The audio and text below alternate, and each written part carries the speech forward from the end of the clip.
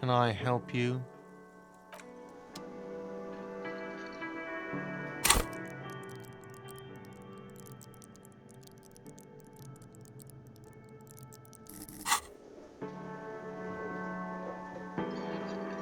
Can I help you? Yes, have you got it?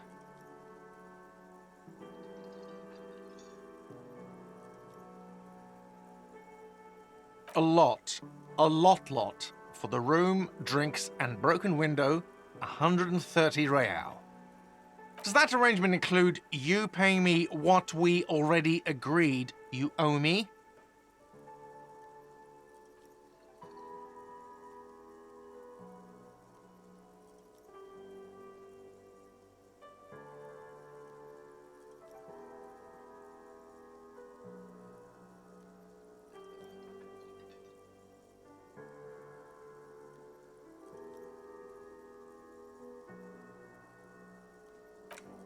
I understand your predicament as the manager. However, I feel I must remind you that we are here to conduct an important investigation that also affects your business. Forgive me for saying this, but your colleague seems more committed to drinking, and... I mean no offense. It's really nothing personal. I just have to protect the interests of this establishment.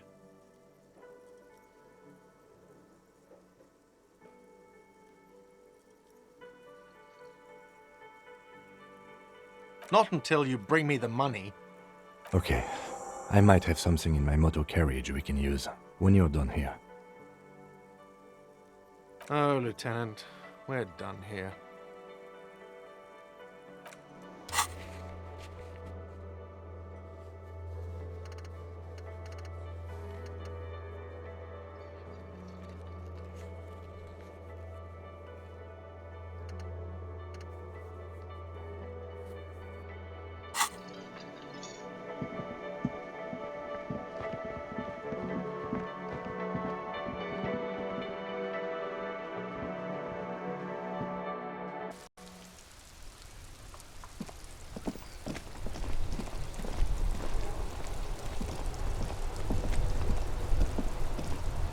Inside, you see a set of steering levers, a radio microphone, a pull-out toolbox, and the soft glow of the fuel preheater gauge.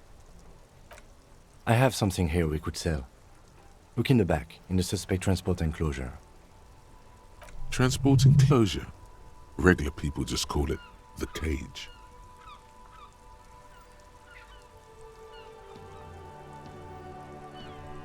The cage at the back of the motor carriage looks rather uncomfortable. 4 shiny hubcaps are stacked against the seat. Their silver edges sparkle in the dark. I confiscated these for a little while back. We can take them to the pawn shop down by the Martinez Canal.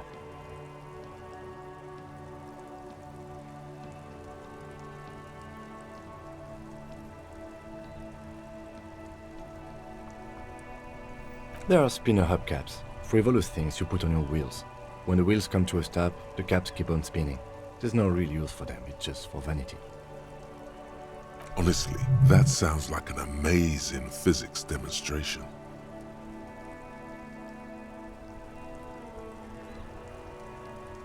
A couple of weeks ago, I stopped a young man for going slower than the speed of traffic. Turns out he was some coalition official's son and high.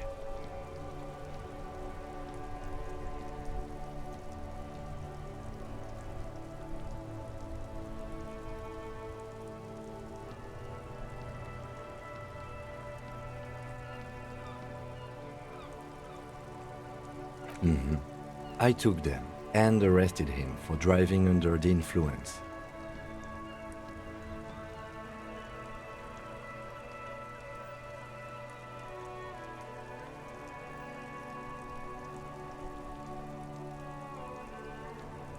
That they are. I was going to take them into evidence, but they weren't necessary for conviction. He never asked for them back.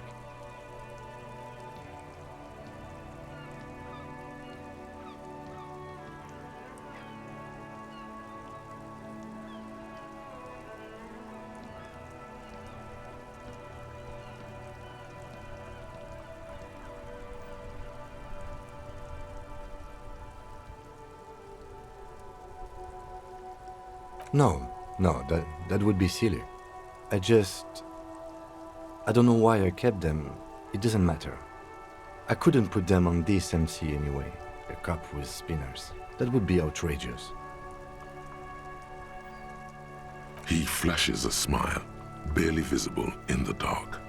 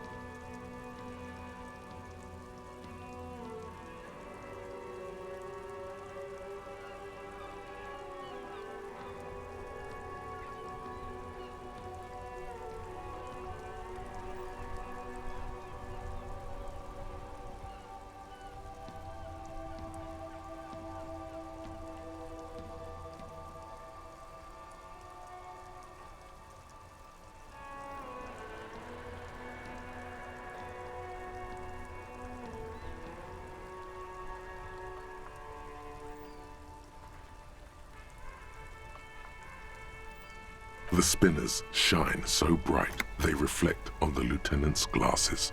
He doesn't say anything either. Yes, there's one 100 meters south of here. I think it's called Roy's Nest or something. If I'm not mistaken, it should be open late.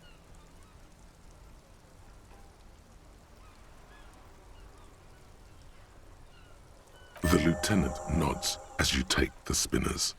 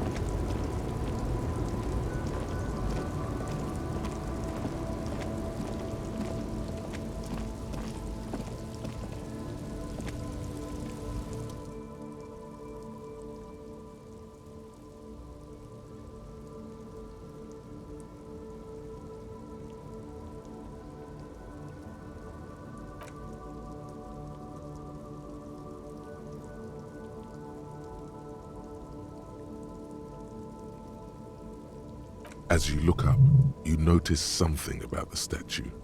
There are some odd indentations on the king's chestpiece. Something with great kinetic energy seems to have impacted the cuirass, around where the heart is. A bullet? Someone shot him in the heart. Interesting. Okay, I can't see it, but I take your word for it. Well, Martinez is riddled with bullet holes. This place saw a lot of action during the revolution. But the statue is recently renovated, so maybe a joke? Target practice or a political statement?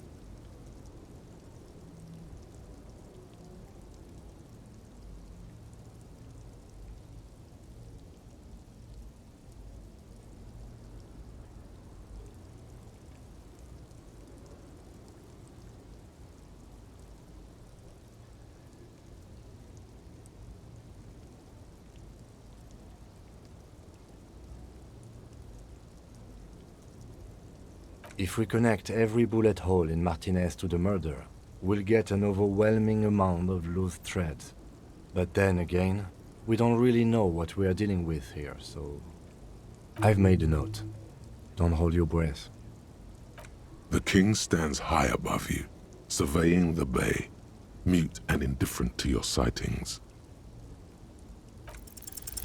Even by the standards of the Philippian kings, old sumptuous Philip was known for his profligacy. Well, he blew through the whole national treasury, starting the decline of one of the penultimate century's greatest superpowers, the suzerain of Revachol. His own maladministration foreshadowed the fall of the monarchy. During the anti-centennial revolution, an end to his family line and the monarchy on the Insulindian Isola.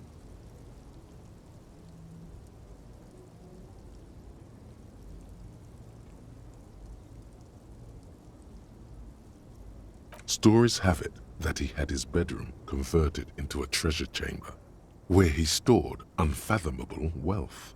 Krugerrands, bars of gold, ornate weaponry, armor, and various chalices. There were whispers he slept on a huge pile of gold-dipped feathers, like some obese dragon, instead of a bed, like a normal person.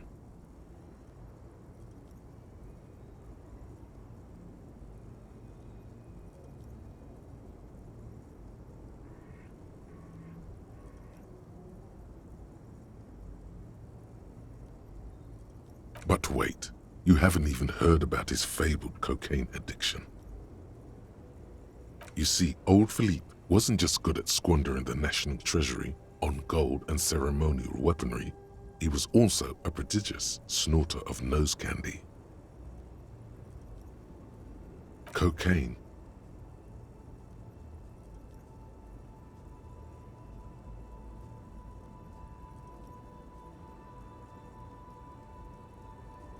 His Majesty's courtiers said it helped him connect with the higher realms. That's what the revolutionaries said 150 years later, right before they emptied out the royal mausoleum and dumped His Majesty's mortal remains in the Insulindian Bay. Beneath the cold waters of the Insulindian Bay, thrown there by the revolutionaries after they cleaned out the royal mausoleum. The original was blown apart by communards, then further damaged during the landing of the coalition's airships during the turn-of-the-century revolution, when Martinez was leveled. Most historians think the coalition's hasty landing may have ultimately saved the statue. If the communards had more time, they would have reduced it up to even finer pieces. Some years ago, a group of liberal, artistically inclined individuals, designers mostly, thought it would be ironic to restore the statue of the most wasteful ruler of Revachol in the poorest part of the city. The statue is supposed to capture the moment it was blown apart, like an instant frozen in time, a rare butterfly trapped in amber, floating on a sea of shit.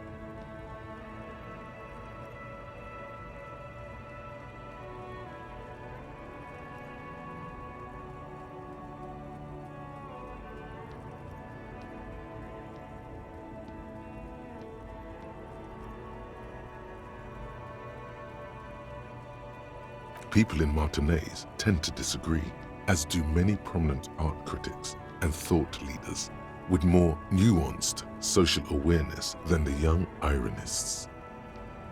Those critics might have it wrong though.